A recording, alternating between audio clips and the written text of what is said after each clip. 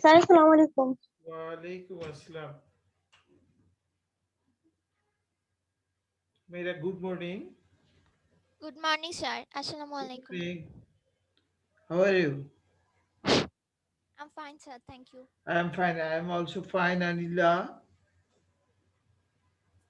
Assalamu alaikum, sir. Good morning. Good morning.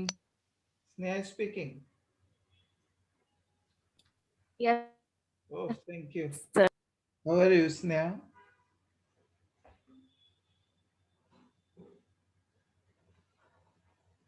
Are you fine? I'm good. What about you? Humaira, G sir. how are you? Sir আচ্ছা, যাই হোক, এবার আমরা আবার পড়াশোনায় চলে আসি, হ্যাঁ?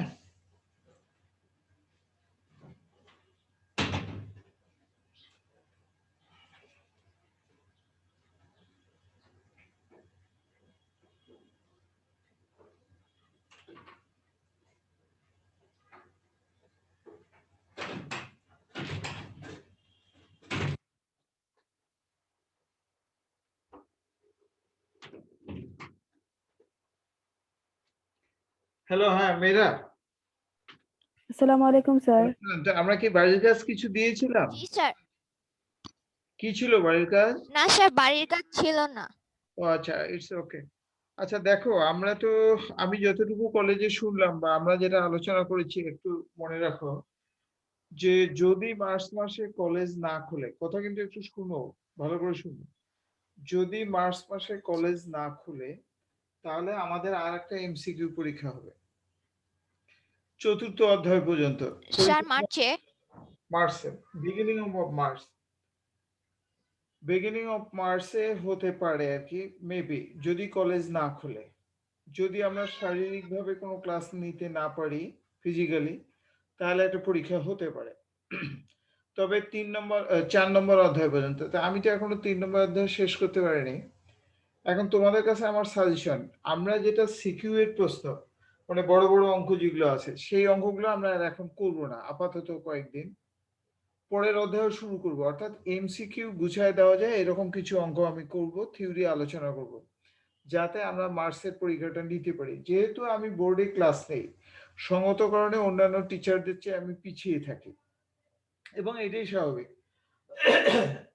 যেমন গত মঙ্গলবার আমি ক্লাস নিতে পারলাম না সরস্বতী পূজার কারণে, আবার আগামীকাল নিতে পারবো না 21শে ফেব্রুয়ারির কারণে। সঙ্গত কারণে আমি এমনি পিছিয়ে গেছি, আবার দৈবক্রমে পিছিয়ে যাচ্ছি। সঙ্গত কারণে আমি চিন্তা করতেছি যে সিকিউ এর অঙ্কগুলো ইনশাল্লাহ আমি শ্রেণীকক্ষেই করাবো, শ্রেণীকক্ষে। আর আপাতত ওই যেগুলো থিওরি বা ছোট অঙ্ক এই টাইপের জিনিসগুলো আমি এখন তোমাদেরকে করাবো। তো আমরা সবাই রেডি। গতদিনে আমি মধ্যমা আর প্রচুরকের সূত্র লিখছিলাম, কিন্তু ওই গণসংখ্যা সারণীর ক্ষেত্রে মধ্যমা প্রচুরকের অঙ্ক করাবো না। কেন করাবো না? এই কারণে যে আমরা ওইটা শ্রেণীকক্ষে গিয়ে করব। আপাতত এমসিকিউ করা যায়, এই জাতীয় জিনিসগুলো করব। তোমরা কি আমাকে শুনতে পাচ্ছ? Yes sir. আচ্ছা, তাহলে আমরা ইয়েস স্যার। তরঙ্গগড় আর জ্যামিতিক গড় নিয়ে একটু আলোচনা করব, ছোটখাটো কিছু অঙ্ক করব, আর বড় অঙ্কগুলো অর্থাৎ যেগুলো সিকিউ এর প্রশ্ন, সেটা আমরা শ্রেণীকক্ষে করব ইনশাল্লাহ, যদি স্বাভাবিক হয় পরিস্থিতি, না হলে আবার এখানেই ব্যাক করব। তো শুরু করলাম মেয়েরা, সবাই একটু লিখো তরঙ্গগড়। তরঙ্গগড় বা কেউ এটাকে বিপরীত গড় বলে, বিপরীত গড়, বা কেউ এটাকে উল্টানো গড়ও বলে, উল্টানো গড়। আমরা ইংরেজিতে বলি হারমোনিক মিন, হারমোনিক মিন বা এইচএম। আমরা কি নামটা লিখতে পারলাম? তরঙ্গগড় বা বিপরীত গড় বা উল্টানো গড়, অথবা ইংরেজিতে বলে হারমোনিক মিন, ইংরেজিতে সংক্ষেপে বলে কি এইচএম। বলতো আমরা ইংরেজিতে সংক্ষেপে কি বলবো? এইচএম, তাই না? এইচএম। আচ্ছা, গতদিনে আমি তোমাদেরকে এটা আমরা লিখে ফেলবো, এখন আমরা আলোচনায় যাব। সংজ্ঞার প্রস্তুত প্রণালী, অর্থাৎ আমরা আগেই বলছিলাম মনে আছে অ্যালজেব্রাটাকে বাংলায় অনুবাদ করলে, অর্থাৎ আমরা যে কোনো অ্যালজেব্রা সূত্র যেটাকে বলি আর কি, সূত্রটাকে যদি বাংলায় অনুবাদ করতে পারি তাহলে তখন তাকে সংজ্ঞা বলে। আমরা কিন্তু বুঝে বুঝে অঙ্ক করব। পরীক্ষায় যদি সংজ্ঞা চায় বাংলাটা তো অবশ্যই দিতে হবে, তবে প্রয়োজনে যদি কেউ পাও অর্থাৎ দিয়ে আমরা অ্যালজেব্রাটা দিতে পারি, দিলে বেটার হয় আর কি। তো মেয়েরা দেখো তো, গতদিনে বলছিলাম যে যে কোনো যদি y বার বলি তাহলে ফর্মুলাটা হলো কি summation yi divided by n. Perhaps all of you know it. What is y bar? Summation yi divided by n. If I ask you যে তোমাকে যদি বলি যে x স্কয়ারের গড় নির্ণয় করো, অথবা যদি আমি বাংলায় বলি কোন একটি চলকের বর্গের গাণিতিক গড় নির্ণয় করো, আবারও বলছি সবাই শুনবা মেয়েরা, কোন একটি চলকের বর্গের গাণিতিক গড়, বর্গ করলাম, গাণিতিক গড় হলো summation xi square divide by n। এটা হলো বর্গের গাণিতিক গড়। যদি ঘনের গাণিতিক গড় বলি তাহলে summation xi cube divide by n বা y যাই হোক যে কোনো ভেরিয়েবল কনসিডার করতে পারি। এখন প্রশ্ন হলো যে আমি যদি তোমাকে যে কোনো জিনিসের গড় বের করতে বলি তাহলে তোমাকে বুঝতে হবে যে একটা সাম করতে হবে আর n দিয়ে ডিভাইড করতে হবে। আবারও বলি, যে কোনো জিনিসের গড় বের করা মানে কিন্তু সাম করা আর n দিয়ে ডিভাইড করা। এটা কিন্তু মনে রাখতে হবে যে কোন একটি চলকের গড় বা summation xi by n like this. এবার আমরা তরঙ্গ গড়ের প্রস্তুত প্রণালী করব। গতদিনে বলছিলাম, দেখো মনে আছে কিনা। কোন একটি চলক বলবো, প্রথমে কোন একটি চলক বলবো, কোন একটি চলক বললে কি বলবো, x না y? x x। কোন একটি চলকের তাহলে x, কোন একটি চলকের বিপরীত মানের, বিপরীত মান হলো 1/xi, বিপরীত মানের গাণিতিক গড়, গাণিতিক গড় মানে হলো সামেশন 1/xi। বিপরীত, হ্যাঁ দেখো তো মেরাজ, সবাই একটু দেখো, রিনা দেখিও, কোন একটি চলকের বিপরীত মানের গাণিতিক গড়ের বিপরীত মানকে তরঙ্গ গড় বলে, সামেশন 1/xi। আমরা খাতায় কিন্তু এই বিবর্তনটা লিখবো, সবাই কিন্তু এই বিবর্তনটা লিখবো, মানে এই স্টেপের পর এই স্টেপ, এই স্টেপ, এই স্টেপ ইত্যাদি। তাহলে দেখো তো মেয়েরা তোমরা সংজ্ঞাটা বোঝো কিনা, কোন একটি চলকের বিপরীত মানের গাণিতিক গড়ের বিপরীত মানকে তরঙ্গ গড় বলে। স্নেহা কি বুঝতে পারছো? yes sir আমি আবারও বলি, দয়া করে একটু দেখো, কোন একটি চলকের বিপরীত মানের গাণিতিক গড়ের বিপরীত মানকে কি বলে? তরঙ্গ গড়। তরঙ্গ গড় আচ্ছা, এখন আমরা সংজ্ঞা লিখবো, সবাই সূত্র লিখবো। সূত্র বা সংজ্ঞা একই জিনিস, সূত্র অবলিক সংজ্ঞা। সংজ্ঞা বলতে কিন্তু আমি বুঝাচ্ছি, সংজ্ঞা কিন্তু এক্স্যাক্টলি সংজ্ঞা না, অ্যালজেব্রিক ফর্মটা।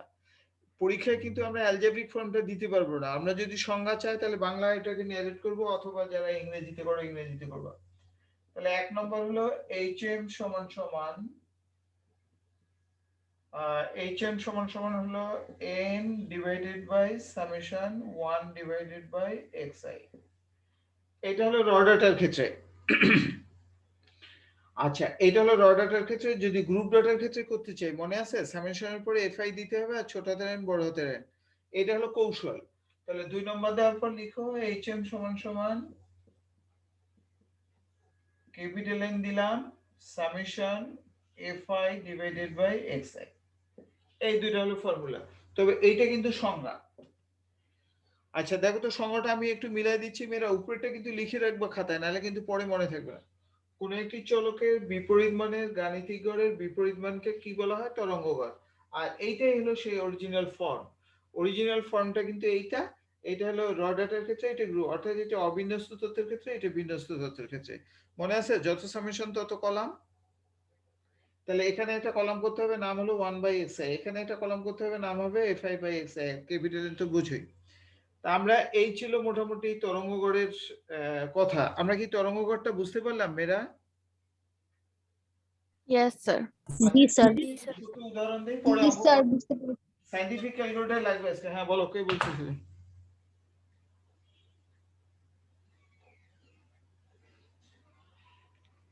কে কিছু বলতেছিলা? no sir আচ্ছা স্যার। একটু মেয়েরা আমার দিকে তাকাও প্লিজ। মনে করো 5 9 আর হলো 6, এখানে কয়টা অবজারভেশন বা কয়টা মান? তিনটা, তাই না? আচ্ছা, এই তিনটার যদি hm আমি তোমাকে নির্ণয় করতে বলি তাহলে দেখো তো বুঝো কিনা। 3 divide by 1 divide by 5 plus 1 divide by 9 plus 1 divide by 6, এই তো। এখন প্রশ্ন করা যেতে পারে, দেখো প্রত্যেকটা মান বিপরীত করলাম তারপর যোগ করলাম, সামেশন চিহ্নটা কিন্তু আমি এখানে ব্যবহার করি নাই, আমি ম্যানুয়ালি যোগ দিয়ে দিয়ে লিখছি। কেউ কি যোগ করতে, মানে আমরা যদি টেবিল করি সেটা আলাদা বিষয়, আর যদি টেবিল না করি তাহলে এই 1/1 করে লিখতে পারি। আর একটা যদি মান থাকতো তাহলে এটা 3 জায়গায় কত হতো 4, তারপর 1/6 এর পর আর একটা যে সংখ্যা আসবে সেটা আসবে। আমরা যখন এমসিকিউ করব তখন কিন্তু এইরকম কলাম টলাম করার কোনো কায়দা থাকবে না। অথবা ছোটখাটো র ডাটার ক্ষেত্রে আমরা এইভাবেই করবো, 10টা মান থাকলে প্রত্যেকটাই 10টাকে 1/1 করে লিখবো। ঠিক আছে মেয়েরা, কথা কি বুঝতে পারছো তোমরা? Yes, sir. জি স্যার। আচ্ছা, এবার জি, স্যার। এবার একটা অন্য জিনিস শিখাচ্ছি, খাতায় তোমরা কিন্তু নতুন করে লিখবা, আবার নতুন করে লিখো। আর একটা উদাহরণ দিচ্ছি, মনে করো আর একটা অবজারভেশন দিলাম 0, তাহলে দেখো তো এখানে কয়টা মান দিলাম, 4টা। তাহলে দেখো মেয়েরা, তাহলে এখানে 3 এর জায়গায় কত লিখলাম 4, আর প্লাস দেওয়ার পর তাহলে এটা যেহেতু 0 আছে 1/0 লিখলাম। তোমরা কি উদাহরণটা খাতায় লিখতেছো মেয়েরা? জি জি স্যার, স্যার। লিখতেছি। জি, স্যার, না লিখছি। লিখলে না লিখলে কিন্তু আমরা যেটা বোর্ডে লিখবো, লিখার পর পরে বইয়ে রাত্রে পড়বো, রাত্রে পড়ার পর ওইটার সাথে সমন্বয় করে নেবো, কোনো কিছু জিজ্ঞাসা থাকলে পরের দিন করবো। আচ্ছা এখন দেখো তো মেয়েরা, তোমাদের মনে আছে কিনা যে এটা দেখো ছোটবেলার কথা, মনে আছে কিনা, যদি আমি বলি যে 0/9, এটার উত্তর কত হয় জানো তো? 0 0। 0. আবার রিভার্সলি যদি বলি 9/0, what is it's result? Anybody? 9 sir 9। No, it is infinity. Infinity. No, sir. Infinity মানে অসীম, নির্ণয় করা যায় না। যাদের সায়েন্টিফিক জি, স্যার। ক্যালকুলেটর আছে তোমরা ইচ্ছে করলে টেস্ট করতে পারো। দেখো সায়েন্টিফিক, বিজনেস ক্যালকুলেটর না কিন্তু সায়েন্টিফিক ক্যালকুলেটর। দেখি ম্যাথ এরর লেখা আছে। ম্যাথ এরর আসে স্যার। ম্যাথ এরর মানে ইনফিনিটি, ওইটা করা যাচ্ছে না। তাহলে আমরা কিন্তু মনে রাখবো যে 0/something = 0 and something/0 is always infinity। আচ্ছা লিখে রাখিও খাতায়। আবার এইটাকে যদি একটু ইয়া করি, কি যেন বজ্র গুণনের মতো করি, তাহলে এইটা = 0, এটাও কিন্তু মনে রাখার বিষয় যে বজ্র গুণনের নিয়ম অনুসারে করলাম যে something/infinity কিন্তু 0, এটা কিন্তু ম্যাথমেটিক্যাল একটা অপারেশন, জানতে হবে সবাইকে, তিনটাই জানতে হবে। 0/something 0, something/0 স্যার কথা কেটে কেটে আসছে। something divided by, এখন কি শোনা যাচ্ছে? জি স্যার।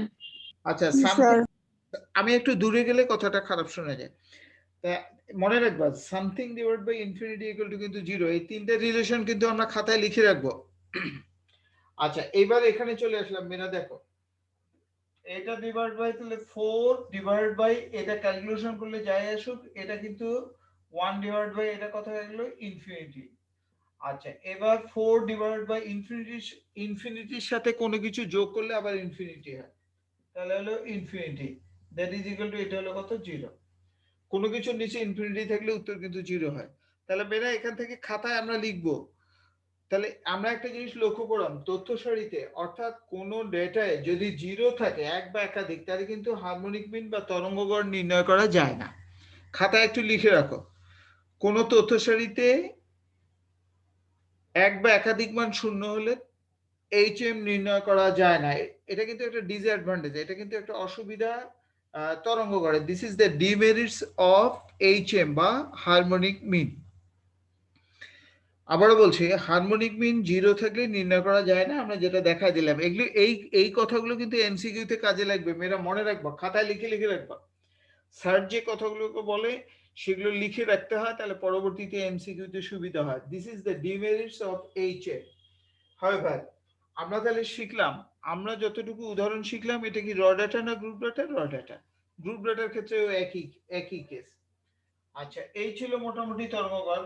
প্রশ্ন হলো যে যদি মেয়েরা দেখো, যদি ঋণাত্মক মান থাকে, এরকম ঋণাত্মক মান থাকে, যদি কোনো তথ্য সারিতে ঋণাত্মক মান থাকে তাহলে তরঙ্গগড় কিন্তু নির্ণয় করা যায়। আবারও বলছি, এরপরে যেটা আলোচনা করব জ্যামিতিক গড়। তাহলে জ্যামিতিক গড়ের ক্ষেত্রে ঋণাত্মক মান থাকলে নির্ণয় করা যায় না, অথবা দিলে ভুল উত্তর দেয়। আপাতত আমরা খাতায় লিখব যে ঋণাত্মক মান থাকলে তরঙ্গ গড় নির্ণয় করা যায়। জ্যামিতিক গড় এবার লিখব, সবাই রাইট ডাউন জ্যামিতিক গড়।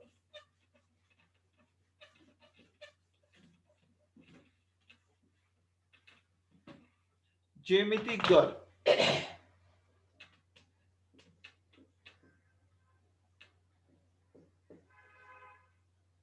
জ্যামিতিক বা গুণিতক গড়, বা এটাকে আমরা বলি GM, geometric mean. Geometric mean. দেখো মেয়েরা, আমরা আলোচনা শুরু করলাম জিওমেট্রিক মিন বা জ্যামিতিক গড়। বলো তো এটা ইংরেজিতে কি বলে? Geometric mean, GM. তাহলে আমরা শিখলাম এম, জিএম, এইচএম, এই রিলেশন তিনটা কিন্তু আসে। আমি একটু পরে অঙ্ক করাবো।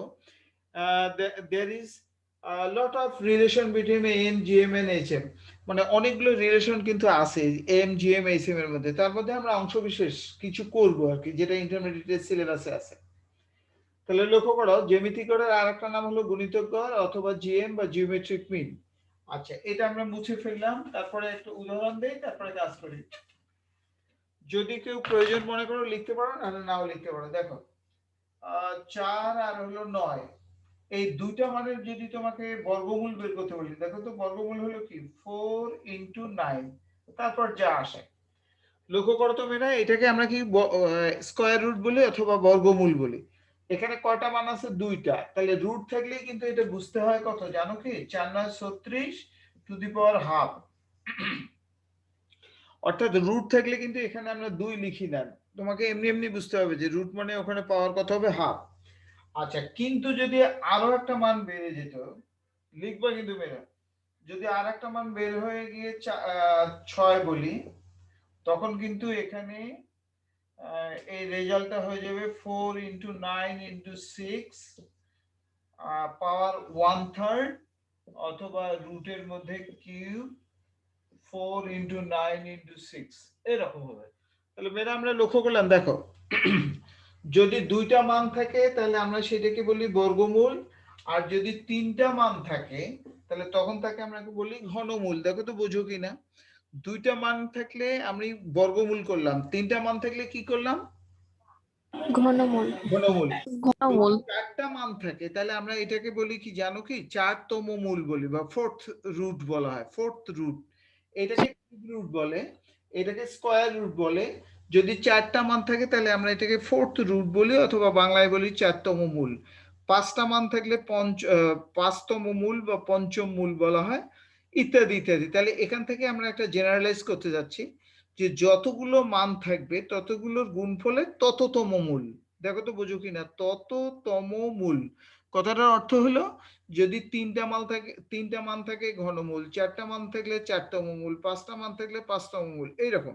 এইটা যদি এন সংখ্যক মান থাকে তাহলে আমরা কি বলবো? যে এনটা মান মাল্টিপ্লাই করব, মাল্টিপ্লাই করার পর তততম মূল করব। দেখো তো বোঝো কিনা?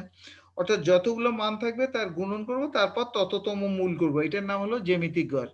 তাহলে আমি আগে লিখে নেই সূত্রটা, তারপরে আবার বাংলায় তর্জমা করে দেব। তাহলে মেয়েরা আমরা লিখি জিএম সমান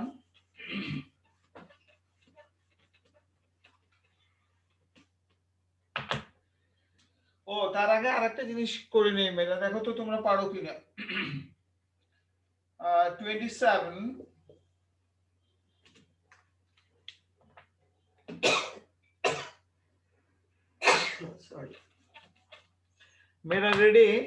একটু লিখো দেখি, 3 কিউব মানে কত হয়? লিখো সবাই, 3 কিউব মানে কত হয়? 27।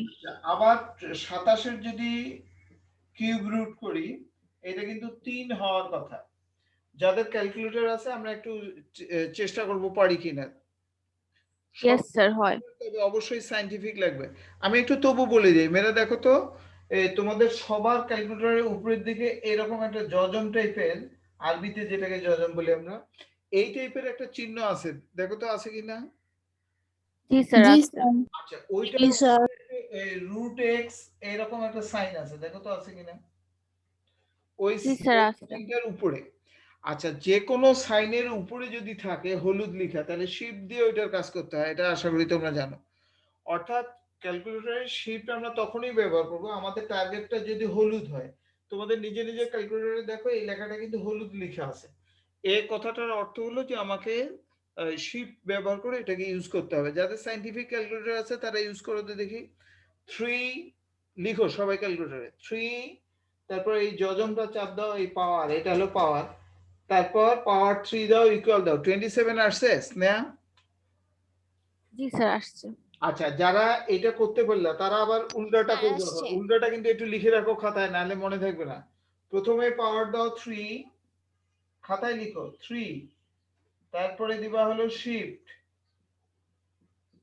এরপরে ওই ওই যজমের চাবিটা দিবা, তারপরে দিবা হলো 27, তারপরে দিবা ইকুয়াল। দেখো কত আসে।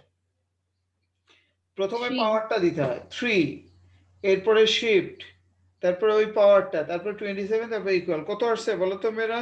3 আসছে স্যার। 3 আসছে। তাহলে আমরা কিন্তু উল্টাটাও শিখলাম। আচ্ছা, তারপরে যদি কেউ মনে করে যে আমার মনে থাকবে না পরীক্ষার হলে, যদি কোনো কারণে ভুলে যাও, তাহলে মনে রাখবা এই 1 কে 3 দিয়ে ডিভাইড করবা। ডিভাইড করলে 0.3333 আসবে। ওই টোটাল পাওয়ারটা এটা যতটুকু পারো নিয়ে পাওয়ার করলে কিন্তু একই জিনিস আসবে, না আসলেও 2.99 এইরকম আসবে আর কি। তো যাই হোক, আমরা এটা শিখলাম। একটু জিএম এর ক্ষেত্রে কিন্তু এটা লাগবে, সাইন্টিফিক ক্যালকুলেটর ছাড়া জিএম করা যাবে না। তাহলে আমরা এখন সংজ্ঞা লিখতে যাচ্ছি।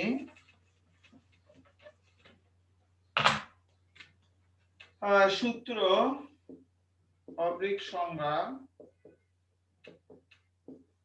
1 নম্বর, জিএম সমান x1 into x2 into dot dot dot xn whole to the power 1 by n, অথবা এটাকে লেখা যায় root n x1 x2 dot dot dot xn। এটা হলো র ডাটার ক্ষেত্রে। আমরা লিখবো, তারপর আবার বাংলা অনুবাদ করে দেব। তাহলে জিএমটা কি হলো দেখো তো। কোন একটি চলক মানে কিন্তু এক্স ওয়াই যে কোনোটা হতে পারে, তবে ন্যাচারালি যদি একটা চলক থাকে তাহলে আমরা এক্স ব্যবহার করি। তাহলে কোন একটি চলকের মানগুলির গুণফলের তততম মূল, অর্থাৎ এন সংখ্যক মান থাকলে এন তম মূল, যদি 10টা মান থাকে তাহলে 1/10, 5টা মান থাকলে 1/5, ইত্যাদি ইত্যাদি। তাহলে আমরা এখান থেকে কি কনক্লুশন ড্র করলাম, যে কোন একটি চলকের মানগুলির গুণফলের তততম মূলকে জ্যামিতিক গড় বলে। আমরা কি বুঝতে পারছি মেয়েরা? কোন একটি চলকের মানগুলির কি বলে বলো তো? কোন একটি চলকের মানগুলির গুণফলের তততম তততম মূলকে মূলকে জ্যামিতিক গড় বলে। জ্যামিতিক থ্যাংক ইউ গড়। Very much. আচ্ছা, এখানে দেখো যদি তোমার পাওয়ার থাকে তাহলে কিন্তু লগের ব্যবহার করা যায়। আমি কিন্তু র ডাটার ক্ষেত্রে লগের ব্যবহার করলাম না। ইচ্ছে করলে এটা অথবা দিয়ে লগ দিয়ে ফর্মুলাটা লিখতে পারবো, কিন্তু আমি লগ দিয়ে ফর্মুলাটা লিখলাম না। কিন্তু গ্রুপ ডাটার ক্ষেত্রে আমরা ব্যবহার করব। এই হলো মোটামুটি আমার কথাবার্তা। তাহলে এটা মুছে ফেলে এখন আমি 2 নম্বরটা লিখতে যাচ্ছি, অর্থাৎ গ্রুপ ডাটার ক্ষেত্রে, গণসংখ্যা সারণীর ক্ষেত্রে। তাহলে 2 নম্বর দেওয়ার পর লিখো gm সমান x1 to the power f1 into x2 to the power f2 dot dot dot xn to the power fn whole to the power 1 by n। এটা হলো গ্রুপ ডটার ক্ষেত্রে ফর্মুলা। এটা হলো গ্রুপ ডটা বা গণসংখ্যা সারণীর ক্ষেত্রে জিএম বা জিওমেট্রিক মিটার। এটা কিন্তু আমাদের সংজ্ঞা না, সংজ্ঞা কিন্তু এইটাই। র ডাটা সবসময় র ডাটার সংজ্ঞা হিসেবে ট্রিট করা হয়। স্যার 2 নাম্বার সূত্রটা আরেকবার একটু বলবেন? আচ্ছা, x1 বুঝে to the হবে? power f1 into x2 to the power f2 dot dot dot xn to the power fn, তারপর whole to the power 1 by n। আমি যখন বাস্তবে অঙ্ক করব তখন বলবো। এখন মেয়েরা বলো তো, এখানে x1 গণসংখ্যা সারণীর ক্ষেত্রে x1 কোনটা বলতে পারো? প্রথম মানটা।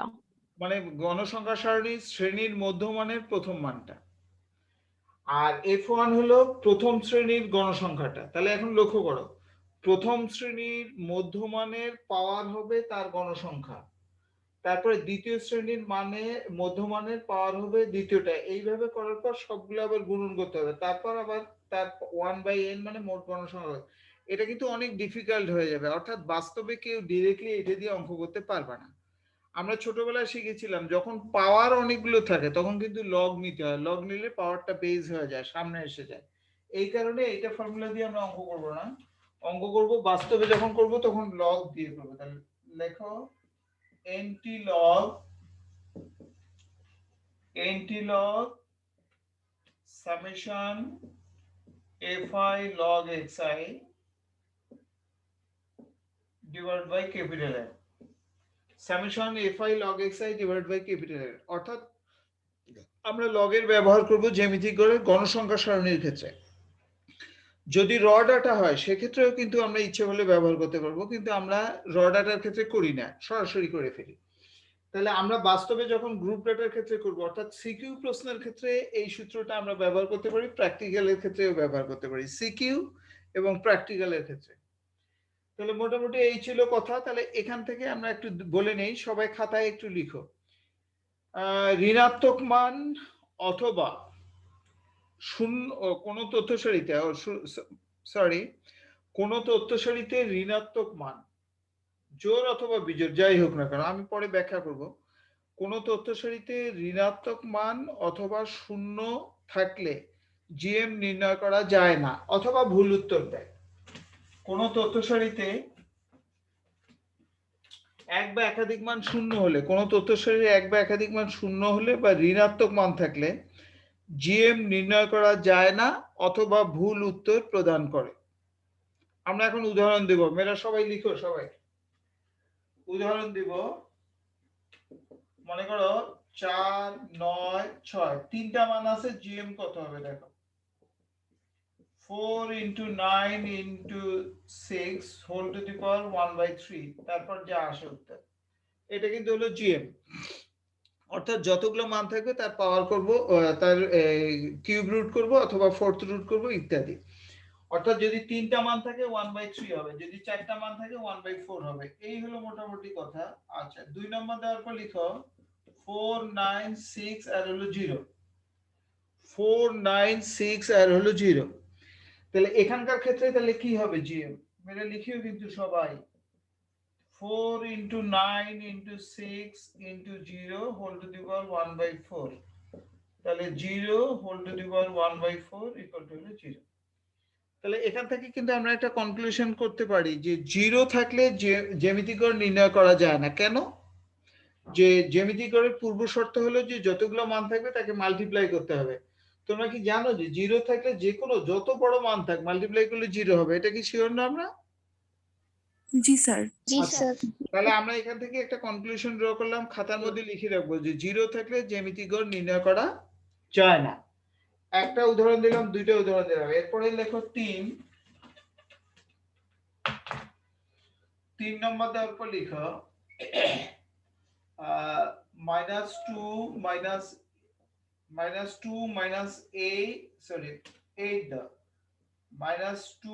-8 আর হলো 7। আচ্ছা, এটার জ্যামিতিক গড় কত হবে দেখো। -2 into 8 into 7 whole to the power 1/3। 27 56 56 6 6 12 112। দেখো তো এটা কত হয়, -112 হয় না? জি স্যার। আচ্ছা, এবার দেখো, তোমরা কি জানো যে বর্গমূল, ঘনমূল অথবা ফোর্থ রুট যেটাই থাক, যদি মাইনাস মান থাকে তাহলে করা যায় না, এটা কি জানো? আর যদি না জানে থাকো তাহলে স্যার করা যায় না। দেখবো ম্যাথ এরর দিবে। তাহলে আমরা এখান থেকে আরেকটা কথা শিখলাম বা কনক্লুশন ড্র করব, যদি এখানে তথ্য সারিতে ঋণাত্মক মান কয়টা আছে? একটা। অতএব একটা মান যদি ঋণাত্মক থাকে তাহলে আমরা কিন্তু জ্যামিতিক গড় একটা, তিনটা, পাঁচটা যাই থাক, বিজোড় সংখ্যক ঋণাত্মক মান থেকে এখানে ঋণাত্মক চিহ্ন আসবে, তখন পাওয়ার করব, তখন পাওয়ার করলে এটা অনির্ণেয় হয়। অনির্ণেয় মানে এটা নির্ণয় করা যায় না, সোজা কথা এটা নির্ণয় করা যায় না। তাহলে কি শিখলাম? 0 থাকলে জিএম নির্ণয় করা যায় না, বিজোড় সংখ্যক ঋণাত্মক মান থাকলে নির্ণয় করা যায় না। এবার আরেকটা উদাহরণ নাও, 4 নম্বর। 4 দেখো -2 আর হলো -8। আচ্ছা, এবার মেনে দেখো -2 আর হলো -8, এটার জিএম কত হবে বলো তো? √2 -8 সমান 16, রুট করলে কত হবে? 4। 4। এটা কিন্তু জিএম, কিন্তু এটা কেন্দ্রীয় প্রবণতা কিন্তু হলো না। 10 মিনিটস লেফট, মেয়েরা যারা চ্যাট বক্সে রোল নম্বর দেওয়া নেই দিয়ে দেবে। আগামীকাল কিন্তু 21শে ফেব্রুয়ারি আমার ক্লাস হবে না, মনে রেখো, আবার মঙ্গলবার নিব ইনশাল্লাহ। আচ্ছা, এবার দেখো মেয়েরা, এটা কিন্তু ভুল উত্তর দিয়েছে। কেন? মনে আছে কি স্নেহা, আমরা কিন্তু জিএম দ্বারা কি নির্ণয় করি? কেন্দ্রীয় প্রবণতা। কি নির্ণয় করি বলতো? কেন্দ্রীয় প্রবণতা। কেন্দ্রীয় প্রবণতা। কিন্তু এটা কিন্তু কেন্দ্রে নাই, উত্তরটা কিন্তু কেন্দ্রে নাই। দেখো তো কারণ এটা মাইনাস না। হ্যাঁ, এখানে -8 থেকে -2 এর মধ্যে রেজাল্টটা থাকার কথা, এটা কিন্তু হয় না। এখন লক্ষ্য করো, এটা যদি মেরা লক্ষ্য করো, স্যার বাকিরা একটু মিউট করতে বললে ভালো হয়। মেরা মিউট করো সবাই। আচ্ছা, এবার মেরা একটু আমাকে ফলো করো। এই অঙ্কটা যদি am নির্ণয় করে তাহলে কত হবে? -2 প্লাস হলো -8 ডিভাইড বাই হলো 2, তাহলে -10, তাহলে উত্তর হলো কত? -5। এইটা কিন্তু এই রেঞ্জের মধ্যে আছে। অর্থাৎ তাহলে বোঝা যাচ্ছে যে ঋণাত্মক মান থাকলে am নির্ণয় করা যায়, কিন্তু gm ভুল উত্তর দেয়। মেয়েরা বলতো, যদি টেম্পারেচারের কথা বলি, কানাডা অথবা সাইবেরিয়া অথবা আমেরিকা, টেক্সাস, যেখানে এখন খুব বরফ পড়তেছে, ওখানকার টেম্পারেচার কিন্তু মাইনাস থাকে। এখন ওখানে যদি তুমি বলো যে তার জ্যামিতিক গড়টা ধনাত্মক, উত্তর হয়েছে 4, এটা কিন্তু একটা আজগুবি উত্তর হলো, যেখানে ঋণাত্মক অর্থাৎ নেগেটিভ টেম্পারেচার, আর তুমি বললে যে গড় টেম্পারেচার হলো 4 অর্থাৎ ধনাত্মক, মানে গরম লাগতেছে, এটা কিন্তু একটা বিভ্রান্তিকর উত্তর। তোমরা কি বুঝতে পারছো যে জোর জি সংখ্যক স্যার। ঋণাত্মক মান থাকলে একটা উত্তর কাগজে কলমে আসবে কিন্তু উত্তরটা ভুল? এটা কি আমরা বুঝতে পারছি? Yes sir. এখানে জি স্যার। আর এখানে আমরা মানগুলো দিলাম ঋণাত্মক আর উত্তরটা আসলে ধনাত্মক, অর্থাৎ টেম্পারেচার দিলাম ঋণাত্মক, উত্তরটা আসলে ধনাত্মক, এটা কিন্তু অসম্ভব ব্যাপার। তাহলে এখান থেকে আমরা একটা কনক্লুশন ড্র করলাম এই ধরনের, যে যদি জোড় বা বিজোড় সংখ্যক ঋণাত্মক মান থাকে অথবা 0 থাকে, তাহলে জিএম কিন্তু নির্ণয় করা যায় না। আমরা মোটামুটি শেষ করলাম। এইবার একটা অঙ্ক করব, ছোট্ট অঙ্ক, আগেই বলছি যে এগুলো এমসিকিউ সিকিউ সব জায়গায় আসে। আমরা এখন একটা অঙ্ক করব, লিখো, চটপট লিখো মেয়েরা, যদি না পারি আগামীকাল করব, শেষ মঙ্গলবার শেষ করব ইনশাল্লাহ।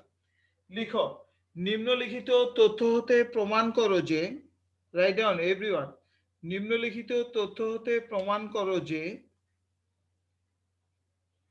নিম্নলিখিত তথ্য হতে প্রমাণ করো যে 1 নম্বর, m into hm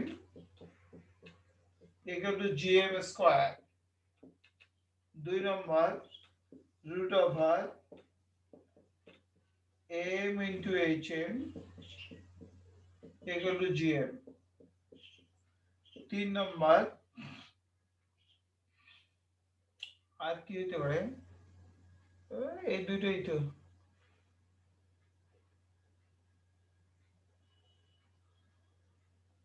m, ও আসলটাই তো করা হয়নি, m greater than gm greater than hm,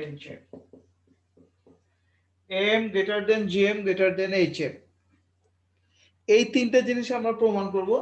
তবে এখানে যে তিনটা প্রমাণ দিলাম, এটা কিন্তু ধর্ম, এটা কাদের ধর্ম, কাদের বৈশিষ্ট্য বা কাদের উপপাদ্য? উপপাদ্য মানে কিন্তু ধর্ম। গড়ের এম এদের যাদের যাদের ব্যবহার করছি তাদেরই ধর্ম, এম আছে, এইচএম আছে, জিএম আছে, অর্থাৎ তিনটারই ধর্ম।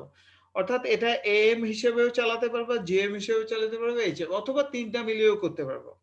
আচ্ছা, এটার অ্যালজেব্রা দিয়ে প্রমাণ করা যায়, বইও আছে, আমাদের পরীক্ষায় আসে না জন্য আমরা অ্যালজেব্রিক প্রুফ গুলো আর যাচ্ছি না। যদি প্রয়োজন মনে করো ভবিষ্যতে করব, কিন্তু অ্যালজেব্রিক প্রুফ পরীক্ষায় আসে না। অতীতে আসতো, এখন অ্যালজেব্রিক প্রুফটা আসে না, আমরা এখন ডিজিটাল প্রুফ দিব।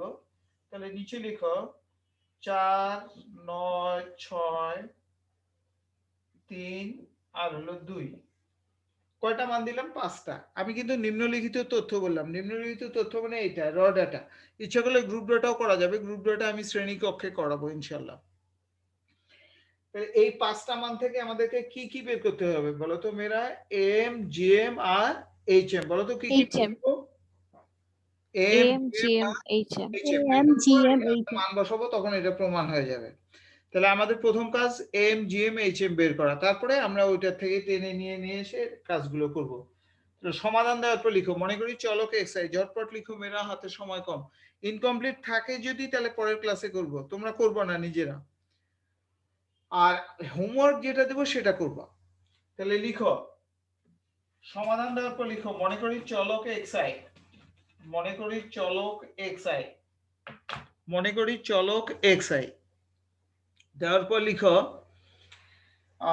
আমরা জানি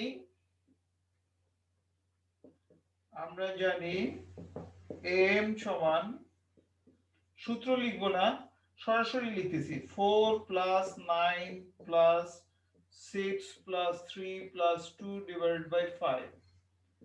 যাদের ক্যালকুলেটর আছে দেখো তো যোগ করার পর 5 দিয়ে ভাগ করলে কত হয়?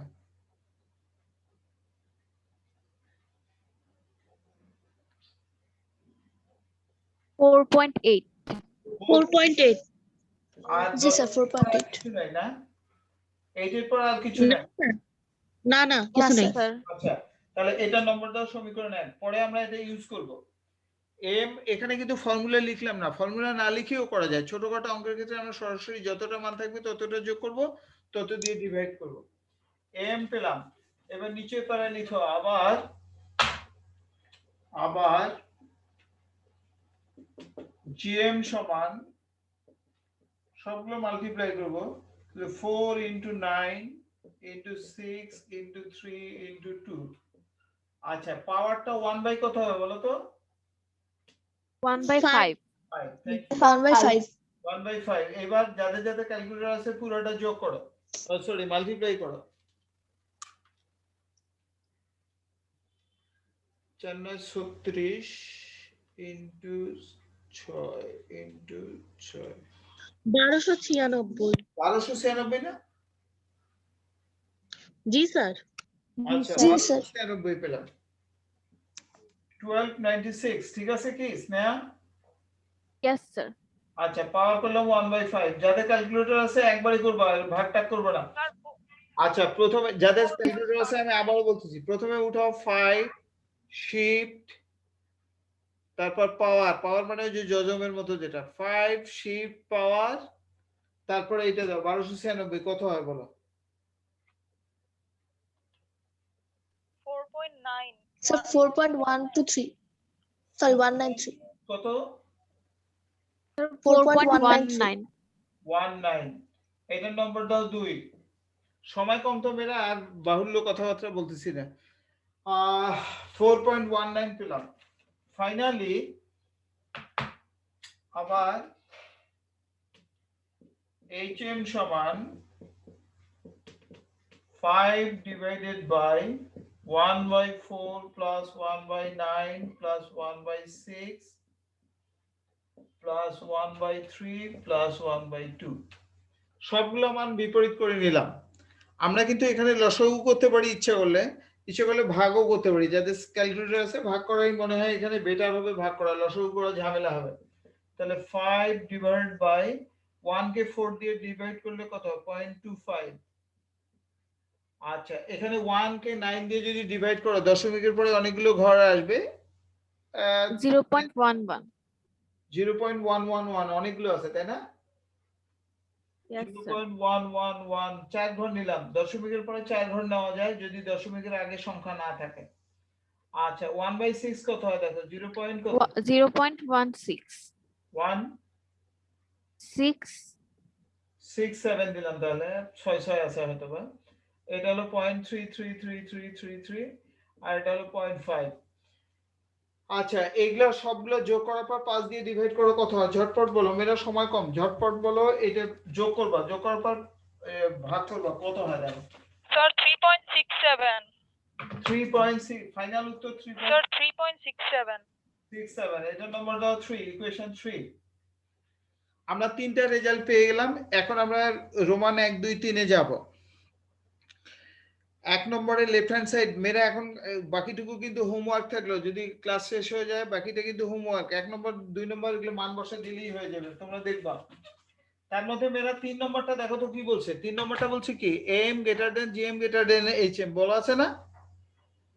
yes sir দেখো M greater than GM greater than HM কিন্তু হইছে। দেখো এম কত আসছে?